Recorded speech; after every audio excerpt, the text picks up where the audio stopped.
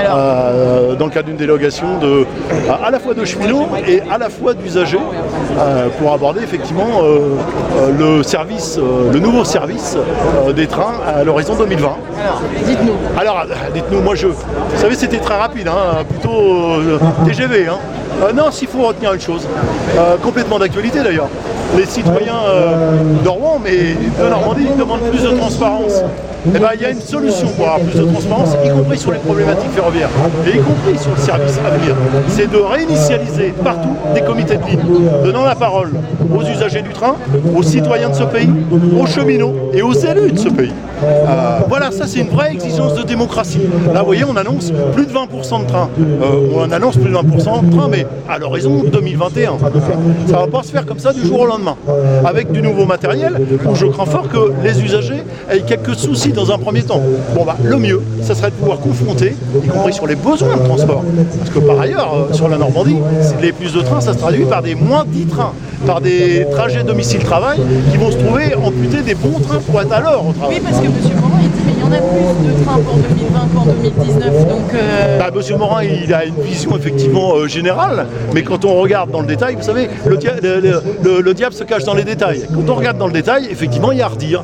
Et moi, ce que je souhaite, et ce qu'on souhaite nous, là, au titre du comité de vigilance ferroviaire de Normandie, c'est que à la fois les usagers s'organisent au titre des associations, des collectifs de défense qui sont déjà en place, et puis qu'on puisse échanger ensemble. Je le répète, usagers, techniciens du chemin de fer, élus, dans le cadre des comités de ligne, où effectivement on ne balance pas la problématique ferroviaire en 20 minutes, parce que vous voyez, il faut du temps. Et c'est ça la modernité, et c'est ça qu'on a besoin pour complètement aborder les questions et les problématiques de défense de l'environnement qui pèsent aujourd'hui. Pourquoi il n'en veut pas de comité de ligne? Vous savez, quand on ne veut pas se confronter à la démocratie directe, voilà, on monte d'autres machins. Il y a un machin qui s'appelle le comité de territoire.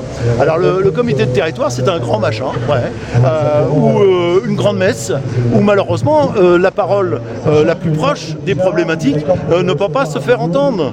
Non, il faut revenir à une démocratie directe avec des gens qui sont concernés. Et qu'est-ce qu'on a à craindre? Qu'est-ce qu'on a à craindre? Rien. Au contraire, on démultipliera. On sera vraiment axé sur les problèmes du terrain.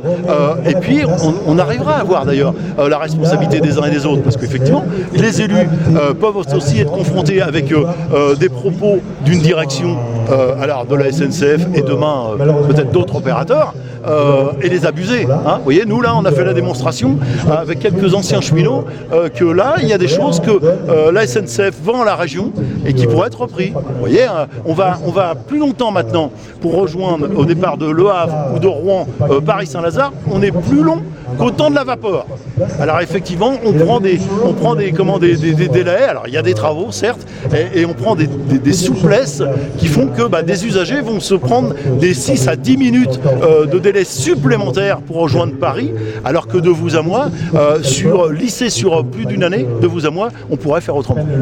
C'est-à-dire que M. Morin, il se laissera voir par la SNCF techniquement sur certains aspects, il n'a pas l'expertise non plus ferroviaire. Moi, je m'inscris totalement en désaccord. Je représente le collectif des actions de Normandie. Nous, c'est pas plus de trains, on perd près de 40% de trains sur l'axe Contour. C'est quand même pas rien, parce que on va perdre le matin 3 ou 4 trains dans le sens Caen-Le Mans, et l'après-midi, on en perd 3 aussi. C'est-à-dire qu'aujourd'hui, dans la situation actuelle, il y a des salariés qui vont pouvoir se rendre au travail. Mais comment il justifie ça, le président de la région normande? Il dit que vous n'en avez pas besoin de ce train-là? Parce qu'effectivement, si on avait des comités de ligne, autrefois, on aurait pu refaire remonter voilà les horaires de travail des gens. Donc un train qui arrive actuellement à 8h37, dans le prochain service, ça va arriver à 9h05. Et celui qui avant était supprimé. Et aujourd'hui, on nous fait croire qu'on crée ce train-là alors qu'il existait. Et on proposait à des gens, par exemple, qui étaient à 20 km de Caen, de prendre un bus qui allait mettre 50 minutes alors que le train met 18 minutes. Et ainsi de suite, ainsi de suite. On avait un train qui partait de Caen au Mans, qui faisait relation avec tous les TGV sur l'Europe. Ce train-là est supprimé. Donc ça veut dire qu'effectivement, on va encore porter un coup au territoire. Et il y a d'autres trains le soir, les gens ne pourront plus rentrer du travail après 19h.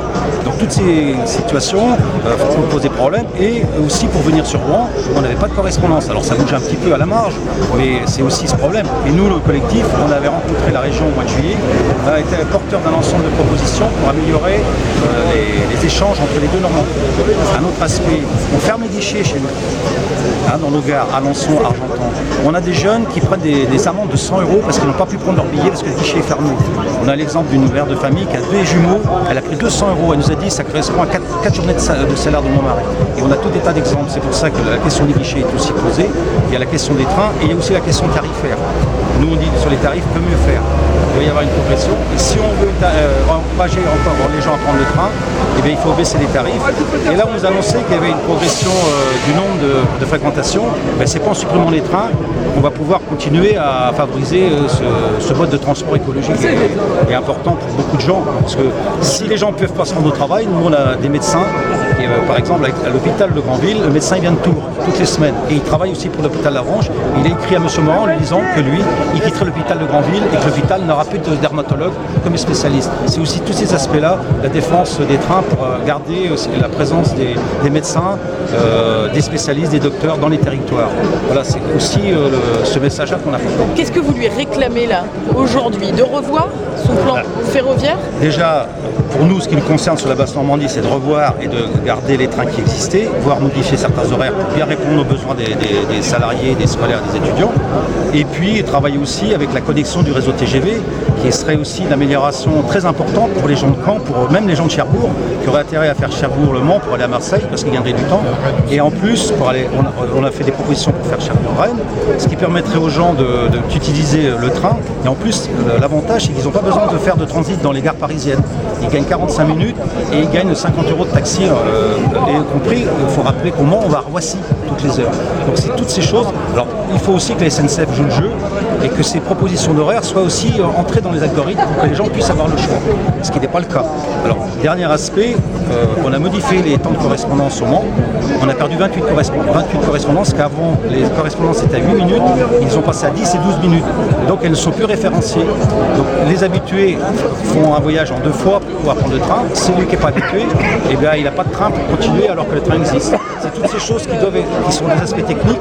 Et si on avait des comités de ligne, eh bien, on aurait pu porter ça comme connaissance aux élus, aux usagers et travailler tous ensemble pour éviter ce genre de choses qui en fait nuisent à l'intérêt général. Est-ce que je peux avoir votre nom, monsieur? Alors moi c'est Philippe Denol, DENO2LE. Je suis président du collectif des Actions de Normandie. Merci beaucoup. Et accessoirement ancien chemin. Merci à tous les deux.